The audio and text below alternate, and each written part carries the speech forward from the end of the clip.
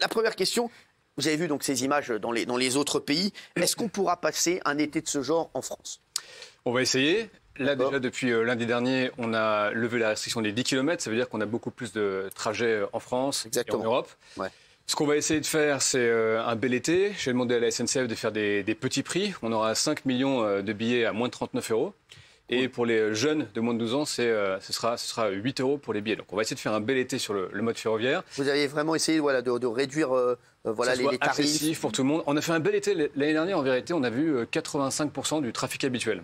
D'accord. L'année dernière, c'était plutôt pas mal déplacé en France. Ensuite, ce qu'on essaye de faire, c'est qu'à la mi-juin, on puisse rouvrir les vols internationaux, notamment les vols, aussi les trafics par bateau, mais notamment les vols. Donc là, on a eu une réunion mercredi avec les ministres des Transports du G7, avec les Américains, avec les Japonais, avec, le G7, oui, le G7. et donc, vous allez on essaie de coordonner. Voilà, on essaie de coordonner au moins sur 2 plans. D'abord dire que c'est réciproque. Si les Américains viennent en France et en Europe, l'idée c'est quand même évidemment que la réciproque soit vraie. Et puis on essaie de mettre en place les bons outils. Là, on expérimente le Travel Pass. Vous savez, c'est le fameux pass sanitaire qui permet de fluidifier les files d'attente dans les aéroports et puis d'échanger suffisamment d'informations. On va aller vers ça cet été. Il faudra son Travel Pass. L'idée, ce qu'on essaie de faire, c'est d'avoir quelque chose d'assez simple. Donc, en gros, vous avez soit un test PCR, soit un certificat de vaccination, soit vous avez eu le Covid, vous en avez été guéri et donc vous devez pouvoir assez rapidement à l'embarquement prouver tout ça. Vous pensez que cet été, on va pouvoir passer ses vacances en dehors de l'Europe, ou bien ça va être compliqué d'aller aux États-Unis? Vous parliez des États-Unis tout à l'heure. Moi, je pense ce qu'on va essayer de faire, c'est d'avoir les États-Unis, l'Amérique du Nord, y compris le Canada, d'avoir toute l'Europe, le nord de l'Afrique, le Maghreb, et je pense que ça va être difficile pour la Chine. Eux, ils sont sur une stratégie hyper stricte de zéro Covid. Mais si on avait déjà, on va dire, l'Afrique, l'Europe et l'Amérique du Nord, ce serait plutôt pas mal. Donc, il ne faudra pas être vacciné pour voyager? Juste un test PCR, ça suffira, ou bien il faudra être vacciné? Il faudra soit avoir un test PCR, ce qu'on essaie de faire, donc il faut que tous les pays l'acceptent, mais l'idée c'est ça. Soit un test PCR, soit un vaccin, un certificat de vaccination, soit effectivement avoir contracté le Covid, en avoir été guéri et donc avoir un test d'immunologie. Alors, on va vous poser d'autres questions dans un instant, parce qu'il y a plein de questions, bien entendu, qui vont vous poser, parce qu'eux aussi, ils veulent partir en vacances, même si... ils n'ont pas d'oseille. On travaille. La saison prochaine, partez longtemps. Fabrice Divisio, déjà ça, c'est pas mauvais, non? Il y avait une question, Monsieur le Ministre. Le Canada n'a pas imposé une obligation vaccinale? C'est un des débats qu'on a avec le Canada. Ils ont un modèle un peu comme Israël. Donc ça, c'est un des grands débats qu'on a eu au G7. C'est est-ce que vous catégorisez par pays ou par individu? Je fais court, mais c'est un peu le sujet qu'on a avec eux. Et par ailleurs, il y a des pays qui n'ont pas numérisé leur test de vaccination. Nous, on l'a fait, mais pas tous les pays, y compris les grands pays. La remarque, si vous voulez bien, la remarque moi, qui me vient, Monsieur le Ministre, c'est que c'est vachement bien de penser à l'infiniment grand. Mais vous avez un problème beaucoup plus pragmatique qui est l'infiniment petit, c'est-à-dire les déplacements quotidiens des Français. Parce qu'aujourd'hui, Monsieur le Ministre, moi j'ai quand même une difficulté majeure, c'est que vous raisonnez finalement en voyages internationaux, mais vous savez quand même que le principal problème que nous avons, c'est qu'aujourd'hui, depuis 1 an, les transports en commun français, les transports en commun tout court du quotidien, sont considérés comme un lieu où on ne se contamine pas. Et pardonnez-moi, mais vous savez que c'est faux. Enfin, j'espère que vous avez la délicatesse de considérer que c'est faux. C'est un lieu où on se contamine peu et moins qu'ailleurs. Monsieur le Ministre, on se contamine peu. Mais pardonnez-moi, mais je reviens sur votre idée de passe sanitaire. Vous allez imposer des passes sanitaires, et peu importe la légitimité, pour voyager. Pour les rassemblements de 1000 personnes à l'extérieur ou à l'intérieur, vous avez des passes sanitaires, mais le seul endroit où c'est pas obligatoire, c'est dans le métro. Vous avez 1000 personnes dans le métro, et effectivement, quand vous êtes rassemblés à l'extérieur, vous m'expliquez qu'on se contamine moins dans le métro qu'à l'extérieur. Et qu'à l'extérieur, on a des passes sanitaires, et pas dans le métro. Pardonnez ma curiosité. Je comprends l'argument de bon sens. Après, moi, je regarde la réalité des faits. Ça fait quasiment 1 an et demi qu'on vit sous Covid. Tous les pays vivent sous Covid et tous les pays ont des transports en commun et donc tous ont fait des études. Donc, quand on a regardé vraiment très précisément ce qu'ils ont fait aux États-Unis, en Angleterre, au Japon, partout, d'abord, certains pays, effectivement, ont mis des applications, mais c'est plutôt des pays qui font du contrôle social, qui contrôlent un peu leur population. On n'a évidemment pas choisi ce modèle-là. Et ensuite, on a, comparativement à d'autres lieux, les entreprises, d'autres lieux, on a plutôt beaucoup moins de contamination dans les transports. Ça s'explique par 3 choses. D'abord, les gens portent le masque dans les transports, c'est obligatoire depuis le début. Les gens parlent peu dans les transports. Et en général, les gens restent peu dans les transports, donc croisent peu de personnes.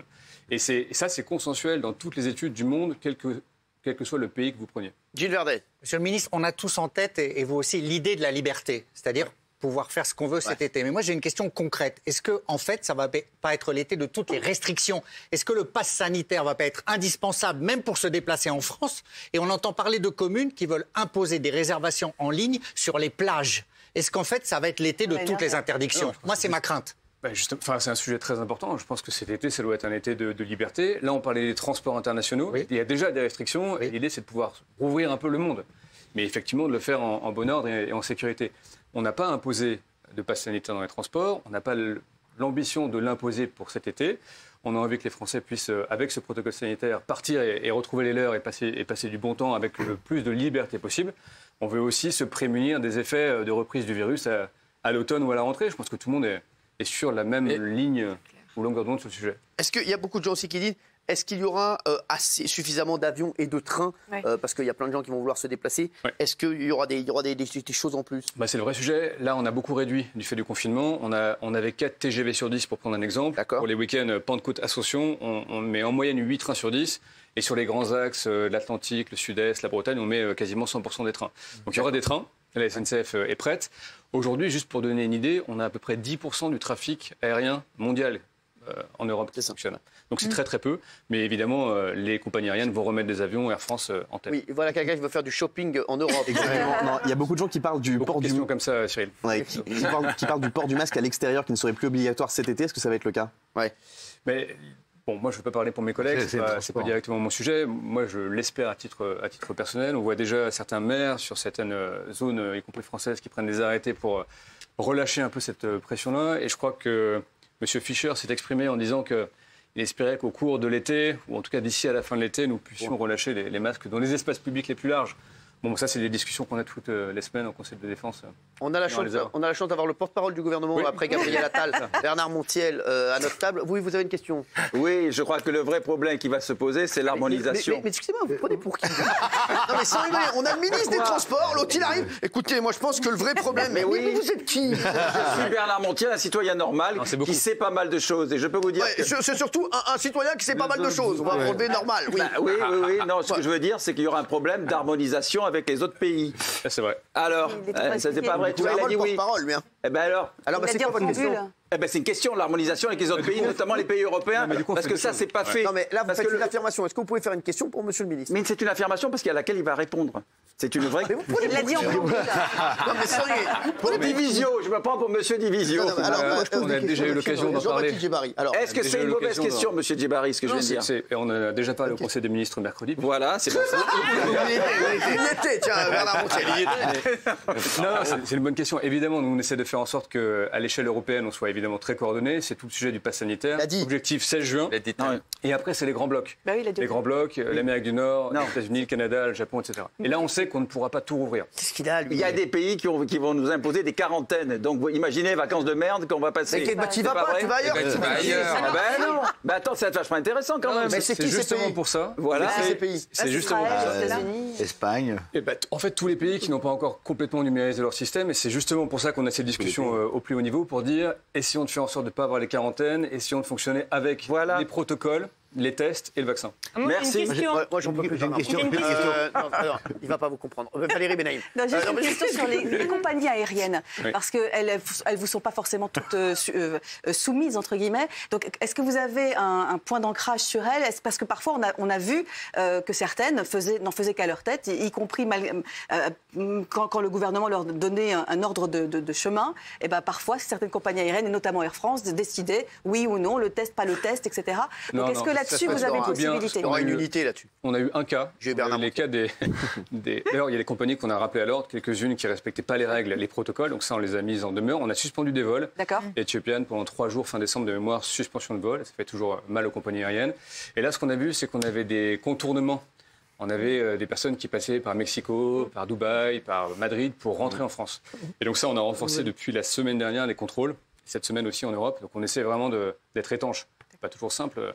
J'ai une question. Tricherie un peu dans la domaine parfois, mais on y arrive. Alors moi, Monsieur le Ministre, cet été, je serai au théâtre. Mais j'ai 2 questions. C'est que nous, les comédiens... Alors je sais que vous êtes au transport, j'aurais dû demander à mon ex-collègue Roselyne Bachelot des grossettes, mais malheureusement, j'y ai pas accès. En revanche, vous êtes face à moi. Il y a 2 questions. Les jeunes, ils ne seront pas tous vaccinés cet été. Est-ce qu'ils vont pouvoir venir nous voir au théâtre? Et nous, les comédiens, doit-on être vaccinés? Alors lui, c'est les transports. Je sais, mais il en a peut-être parlé au Conseil des ministres. Je suis un peu... Il faut demander à Montiel. Peut-être pour changer les choses. Mais non, mais l'idée, c'est un peu... La philosophie, c'est celle que j'ai expliquée. C'est de dire que pour rentrer dans un certain nombre de lieux, y compris les transports, vous avez soit un test PCR, soit vous êtes vacciné. C'est un peu ça le sujet. Donc évidemment, tout le monde ne sera pas vacciné au cours de l'été. D'ailleurs, personne dans le monde, aucun pays... n'aura 100% de sa population vaccinée. Et d'ailleurs, dans un pays, vous ne pouvez pas avoir 100% de population vaccinée, les gens qui ne sont pas compatibles avec les vaccins, etc. Donc l'idée, c'est ça, c'est d'avoir un protocole pour que vous soyez soit titulaire d'un certificat de vaccination, soit que vous ayez un test PCR suffisamment récent. Posez juste cette question pour faire sa promo. Merci. Benjamin Castaldi. Moi, j'ai une question. On sait que l'objectif, c'est de se faire vacciner et d'en avoir le plus possible. Pourquoi on ne sert pas des transports pour être une espèce de carotte pour encourager les Français à justement aller se faire vacciner? Alors, ce serait un petit peu discriminatoire, mais ce serait plutôt que de donner 25 balles, on en a parlé hier, par exemple, d'encourager les gens à se vacciner pour avoir accès à tous les transports. Je pense que de fait, c'est un peu le cas. Parce que les Français qui ont envie de se déplacer ou qui doivent se déplacer, aujourd'hui, font des tests PCR. Et la logique de vaccination. C'est illégal. C'est juste illégal de faire ça. L'accès aux services essentiels. Le règlement sur le pass sanitaire européen que j'ai lu ce matin vous le précise. Hein. Je veux dire, ce serait totalement illégal de faire ça. Parce que vous ne pouvez pas subordonner l'accès à des services publics essentiels à une condition de santé, y compris la vaccination. C'est pour ça que j'ai expliqué évidemment que l'idée, c'était pas d'abord pas de forcer à vacciner tout le monde, d'inciter. D'inciter, c'est évidemment bien. D'ailleurs, les Français veulent se faire vacciner, et y compris les Français majoritairement sont aujourd'hui supporters du pass sanitaire pour pouvoir retrouver leur liberté. Ouais. Alors, Monsieur le Ministre, les Français supporters du pass sanitaire, oui, quand c'est BFM qui fait les sondages. Ouais. Hein bon. C'est vrai que je me fais il est drôle. Il est pas nul. Franchement. Alors, je veux dire, si vous voulez, je suis quand même un vieux baroudeur des libertés publiques. C'est vrai, les Français, effectivement. Si on pouvait juste éviter de prendre les Français pour des imbéciles, ce serait pas mal. Juste. Oula. Sur quoi Je veux dire, sur le pass sanitaire, qu'on vienne pas me dire, Monsieur le Ministre, je comprends parfaitement que vous fassiez de la politique, c'est votre job. Le mien, c'est le principe du réel. Et venez pas dire aujourd'hui qu'effectivement les Français sont favorables à une restriction de leur liberté. Non, mais le principe du réel, c'est toujours un équilibre tout ça. Le principe du réel, c'est que si vous voulez pas avoir de vaccination, vous vous terrez chez vous, fermez les frontières, et c'est ce que font d'autres pays. Il y a des pays qui ont choisi ce régime super strict de contrôle des populations. Alors là, pour le coup, vous n'avez pas de liberté du tout. Nous, on essaie de préserver l'activité économique, de préserver les libertés et de ne pas reprendre le feu en septembre avec un... Oui, moi j'ai une question Monsieur le ministre, si je prends un billet aujourd'hui, mais que tout referme demain à cause d'un variant ou autre, est-ce qu'on sera remboursé? C'est annulable, échangeable jusqu'au jour avant le départ. Donc ça doit rassurer aussi un peu les Français qui veulent... D'accord, donc voilà, c'était la même question, Gilles? Non, c'était une autre question. Alors Isabelle. Moi j'ai une question, vous n'avez pas cité l'Amérique du Sud, alors vous en avez parlé 3 fois. Est-ce que c'est parce que le Brésil pose un problème insurmontable à l'heure actuelle? Bonne question d'Isabelle. C'est bonne réponse du coup dans la question, dans la question, puisqu'effectivement le Brésil, l'Inde, le Chili, l'Argentine sont des zones qui sont très touchées. Donc l'Amérique du Sud aujourd'hui est très touchée, avec des campagnes de vaccination qui avancent quand même assez modestement. Donc pour le coup, voilà. Je vais faire toute la cordillère des Andes. C'est en 22. Voilà, très bien, oui. Alors c'est bien de partir en vacances, mais on revient par exemple, vous avez le cas de la Tunisie en ce moment. Il y a un questionnement. Vous revenez de vacances, comment ça se passe quand vous arrivez en France? Avec la Tunisie, s'il te plaît. Comment? Vas-y, mollo avec la Tunisie. Non, parce qu'il y a beaucoup de questions qui se posent. Il y a plein de gens qui ont pris des billets, entre autres, il y a 5400 personnes qui partent du 5 au 29 juin. Ouais. Il y aura une décision qui sera prise le 15 juin, donc en plein milieu de leurs vacances, et ils ont besoin de savoir comment ça se passe pour leur retour. La France... Tu crois qu'il travaille chez Pacha? Non, mais je pense que ça fait partie du ministère. Non, mais sans rien, tu crois vraiment qu'il est derrière son... Alors, la Tunisie, j'ai un départ à 13h45 demain. Oui, j'ai de l'écho, Le pire, c'est que ça finit par ressembler à ça, mon bureau. Non, mais sans rigoler, c'est un truc de fou. Mais du coup, on a l'habitude de ça parce que ça nous est déjà arrivé de poser des restrictions pendant les vacances. Et donc, on a toujours permis aux ressortissants français, aux résidents français de rentrer. C'est encore d'ailleurs le cas. Oui. Quand, mais ils ne travaillent pas chez nous. Voyage. Sinon, on a les Maldives. Monsieur le ministre, pardonnez-moi. Pas mal aussi. Monsieur le ministre, le Conseil d'État vous a un peu forcé la main sur les ressortissants français de l'étranger, hein? Non, mais c'est très bien. Oui, c'est très bien qu'il vous ait forcé la main, oui, d'accord, si vous voulez. Il a fallu passer par le juge. On l'avait déjà fait. C'est la démocratie, ça fait partie de la démocratie. Oui, non, mais enfin... On avait toujours fait ça. Quand on a eu le premier confinement, on avait fait revenir de mémoire plus de 200 000 Français éparpillés de par le monde. Le Conseil d'État vous a condamné pour ce qui concerne les ressortissants français de l'étranger qui étaient bloqués à l'étranger. Venez pas dire qu'effectivement ça s'est toujours fait. Mais dans les faits, il a fallu forcer la main, il a fallu que le Conseil d'État s'en mêle. A dit ça, mais vous avez réussi à fâcher le Conseil d'État. Dans les faits, tous les Français qui ont voulu rentrer ont toujours pu le faire dans des délais qui sont compatibles, cohérents avec nos Pour résumer, monsieur Jean-Baptiste Djebbari, est-ce que cet été, vous êtes confiant, les Français pourront partir facilement en Europe? Vous avez dit en Amérique du Nord, a priori. Voilà, donc ça, et en France, bien entendu, ils vont pouvoir se déplacer normalement? Confiant, je ne suis pas, mais volontaire, c'est sûr. Et donc, on va tout faire, on va mettre tout en œuvre de manière à ce que ça soit possible. D'accord. Ah bah voilà. Il est honnête. Mais j'ai quand même un problème, monsieur le ministre, excusez-moi. Mais avec l'honnêteté en septembre, même d'ailleurs en juillet, vous savez, il y a des Français qui partiront pas en vacances et qui vont continuer d'aller travailler. Ouais. Et je reviens à ma question de base, pardonnez-moi, parce que tout le monde pense aux vacances, mais moi je pense aux gens qui bossent pour le coup. Sure, et donc il y a une particularité que je ne comprends pas. Si je comprends bien, dans les protocoles sanitaires, y compris dans les musées, où a priori on ne va pas tellement gueuler, on ne va pas tellement faire la fête, on va rester en silence, où on va être masqué, nous avons un protocole sanitaire de 1 pour 4 mètres carrés. C'est ce qui semble se dessiner. Vous pouvez m'expliquer par quel mystère est-ce qu'on est 1 pour 4 mètres carrés dans les musées, mais on est 4 par mètre carré dans le métro? Et quelles sont les mesures de sécurisation? Ce sera la dernière question. Je peux vous expliquer comment on a construit le protocole sanitaire. Quand on a eu le premier confinement, on a regardé ce que faisaient tous les autres pays. On a essayé de faire en sorte qu'on a d'abord le protocole sanitaire le plus efficace possible dans les transports. C'est-à-dire permettre aux gens de se déplacer, y compris pour leur transport du quotidien, permettre aux gens de prendre un peu de repos et d'aller en vacances quand c'était possible, et minimiser les risques sanitaires. C'est ce qu'on a fait, c'est le modèle français, et je crois qu'il marche plutôt bien côté transport. Vous êtes satisfait de la réponse? Non. Merci.